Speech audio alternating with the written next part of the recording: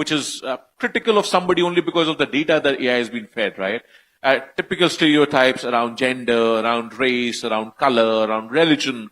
And there are multiple examples. In fact, I was noticing that IBM actually came out with a perspective, a benchmarking tool to check for AI biases. Right. So when you said that, I was very fascinated to ask you that question. That give me an example which you think would have crept in earlier, but now with AI, maybe we can equalize that because it's not a person deciding, or it's not a person responding. So this would typically happen in trading situations, right? Okay. Where you would say that, okay, when the crop comes in, the prices will go down, and as if you stock more. I mean, this whole trading concept was about buying at harvest and storing it. Right. Now, in the recent, because the trading can be physical, can be on the exchanges, this whole concept of how to predict a supply-demand situation and price prediction has completely taken that equation off. I mean, today you have much better predictive technologies on how the price movement would be, or how the stock movement would be. I mean, the biggest challenge we faced with the government was that the data was always wrong. I mean, in terms of crops or whatever. That element is now getting cleaned out, and that is where a lot of decisions which were made on such historical biases are now getting corrected to more informed decision making. Sure. Thank you. So, Shirazji, I want to pick you to pick up from there. So, Shirazji talked about, the idea of data being available. And your work is on data, AI, ML, generative, and matching it to the human context as well, right? Think about the idea that, look, when he talks about that, the data is much better available. We can talk about removing biases, much wider scope, organizations getting larger and larger. Do you think it's a game now only for large players to play? Is it, again, because I want to come back to that question with MSR as well, but how do you see that role of data evolving? And do you think there could be a democratization of data? And also one thing that he said, which, I'd like to pick up on, the government data was always wrong, right? So how do you, how do you react to that? Why would I say that, what gives me the confidence today to say that, look, that past data was not really right. Today, maybe we are getting better data.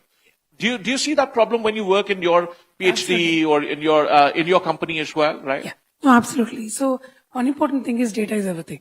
Right. So AI is just an insight on top of it, generation output on top of it. True. The better the data is, the better the output is. Right? Garbage in, garbage out, right? Exactly. Old traditional Absolutely. IT wisdom, Absolutely. right? Yeah. And the same thing applies out Right. here. Yeah. So there are many more mechanisms. So what we call is in the entire AI journey, the effectiveness of the AI prediction is directly proportional to the cleanliness of data. So the word we use for this is authoritative sources. Right? So am I getting this? Yes. PAR, yeah. Am I getting information about you from LinkedIn, or am I getting information about you from your website? Am I getting information about you from the IAM profile that you have? Where am I getting information about you? Right. Abhishekji, right? Right. So authoritative sources is one part. Right? Two is now there is a larger initiative in every firm. It's not about big, small. It's about how do you qualify the data. So there are three terms we use. One is called authoritative source. Two is called data quality, right? The data quality, there are many metrics. There's data management body of knowledge, DMBOK, if you heard, where there's seven parameters, accuracy, freshness, and many more parameters we do. Relevance, and the third one is relevance, exactly. Suitability, we call it suitability to the use case. So I might have 100 pieces of information, but it might not suit your use case to predict it, right? The third part is lineage. So once I generate the insight, the lineage, can I track back to which source gave it? Lineage equal to in mathematical language, explainability of it. Explainability, Yeah, totally. So these are three aspects. And it's of the highest paramount importance. Building models has become very easy nowadays. AI itself is building its own, writing its own code. Now, but AI cannot clean your data. The focus is more of clean data now. So, MSR, have you also had this concern over the years that the quality of data coming out from this country is really not what it should be?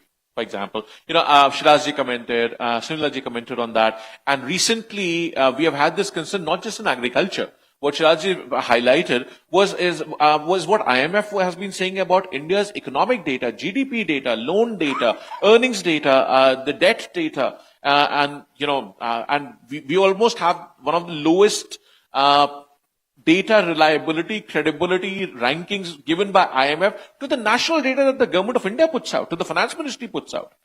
When that data gets challenged by an institution like the IMF and you get one of the lowest categories possible for a sovereign nation, and, we have concern from practitioners, both seasoned practitioners across industry, one focus on agriculture, the other focus on IT, multiple companies, Accenture, Google, so on and so forth. Do you share that link, and how do you see that problem solving in the Indian context? No. So clearly it is an issue. We can't wish it away, and we can't. But just let me add one more point. If data is a problem, then everything else becomes problematic, right? Because all our AI output is on that data. Then how do you trust that? Then in the viewers, the entrepreneur community, the question becomes about trust. How do you trust what is being told to you? Sure. I think Sunilaji talked about a couple of things. One is explainability, second is verifiability, and third is lineage, right? We have an issue, right? Okay. But the way I so look you at agree it, that India has an issue? There is a definite issue. Okay. Let's not, mince words. Let's not skirt around the problem. Right. We have an issue. Okay. But having said that, right, I think now, I think given that we are all seized of the issue, we are starting to see the first signs of a data culture, right? So, for example, if you take Aadhaar as an example, right? The first large-scale institutional effort where whatever 1.4 billion people, you have some source of, and again, I don't want to... Which the Election Commission is saying you can't trust now. I'm not getting into a debate. But that's an institutional response by Government of India. Election Commission of India is saying you can't trust that data. That's why I said I don't want to go there because we'll get into... But now you're skirting the issue. You just said we don't want to skirt the issue. Having said that, I think we are starting to see, for example, if you take health, there's a particular initiative which the government is doing, the National Health Digital Mission. So we are starting to see the first building blocks being put in place, right? Commercial data, there have been obviously entities like CMIE which have been doing a wonderful job for a long time. Right. It's an evolving culture. It's a thing which will take some time. But I think clearly, one thing which is clear, ground rules, is if the data quality, and data is what you're going to be training your models on, if that isn't good, some of the inferences which you'll draw may not be the most appropriate or the most right. So I think this is something we understand. It will take some time. And obviously we also understand sometimes there are quote unquote vested interests which may not be interested in ensuring that the quality itself is high. Right. But I think this is something where it's, I think Victor Hugo said this in a different context. This is an idea whose time has come. Right. So clearly, this many initiatives.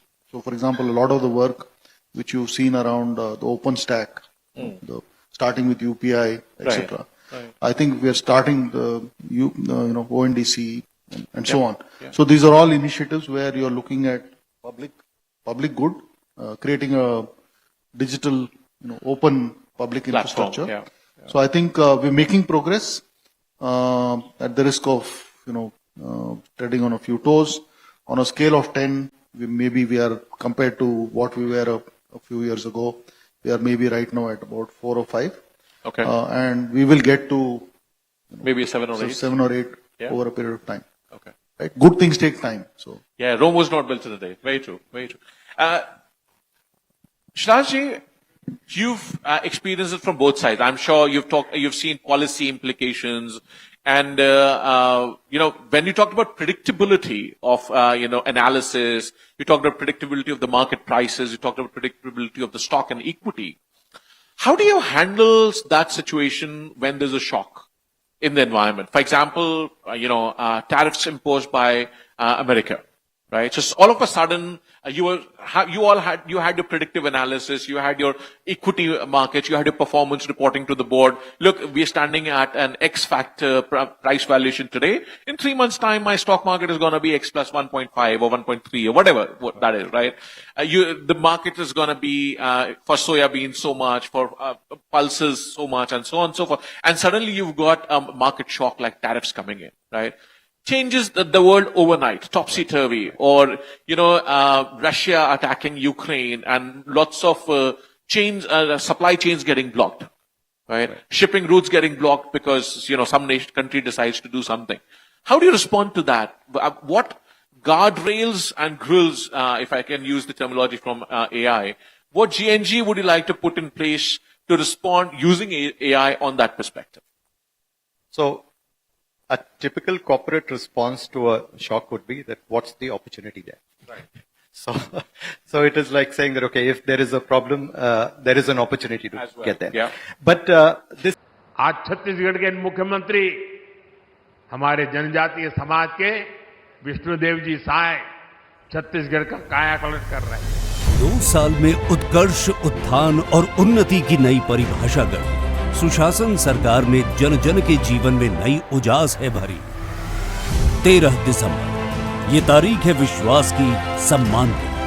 हर छत्तीसगढ़ वासियों के चेहरे पर मुस्कान की, क्योंकि 2 वर्ष पहले इसी तारीख को छत्तीसगढ़ में सुशासन से सेवा के एक नए अध्याय का शुभारंभ हुआ। मैं विष्णुदेव साय ईश्वर की शपथ लेता हूँ। बीते 2 वर्ष में यशस्वी प्रधानमंत्री श्री नरेंद्र मोदी जी के ओजस्वी मार्गदर्शन एवं कर्मवीर मुख्यमंत्री श्री विष्णुदेव साय जी के दूरदर्शी एवं संवेदनशील नेतृत्व में सुशासन सरकार ने छत्तीसगढ़ के हर वर्ग के लोगों की जिंदगी में तरक्की के रंग भर दिए, अटूट विश्वास की नींव मजबूत कर दी। छत्तीसगढ़ वासियों की सेवा में कार्यरत मुख्यमंत्री श्री विष्णुदेव साय ने बताया कि गरीबों, जरूरतमंदों के जीवन में स्वर्णिम बदलाव कैसे लाया जाता है, प्रदेश को प्रगति के पथ पर कैसे तेजी से अग्रसर किया जाता है। आइए जानते हैं बीते 2 वर्ष का रिपोर्ट कार्ड, जो है विकसित छत्तीसगढ़ के निर्माण का आधार।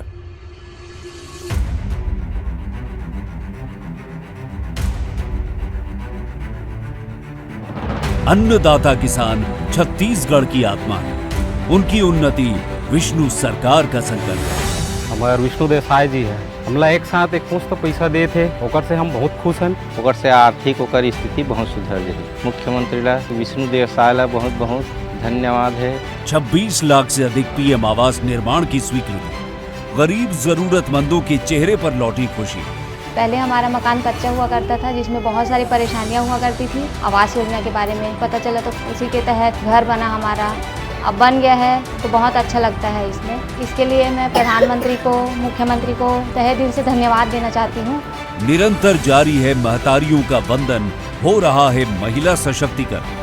सरकार है जो 1000 दिवस महतारी वंदना के वो बहुत मोर काम आवत है। मुख्यमंत्री विष्णुदेव साय जी ला मैं बहुत बहुत धन्यवाद देवत हूँ। आदिवासियों का कल्याण एवं उत्थान बन गई है सुशासन सरकार की पहचान। हम भी आदिवासी हैं, हमारे मुख्यमंत्री आदिवासी है, हमने बहुत अच्छा लगता है। तेंदु पत्ता के रेट ला 5500 का खबर ला सुने हमसे हमला बहुत अच्छा लगे। वैसे आदमी तेनो टोरदार वो एक सैकड़ा कैसे नहीं छोड़ो। अब रेट बढ़ गए भैया तेंदु पत्ता के। 5 लाख जूता दी, कपड़ा सुरोई। हमारे मुख्यमंत्री आदिवासी ला बहुत धन्यवाद। युवाओं का प्रदेश छत्तीसगढ़, जिनके कल्याण हेतु विष्णु सरकार है तत्पर।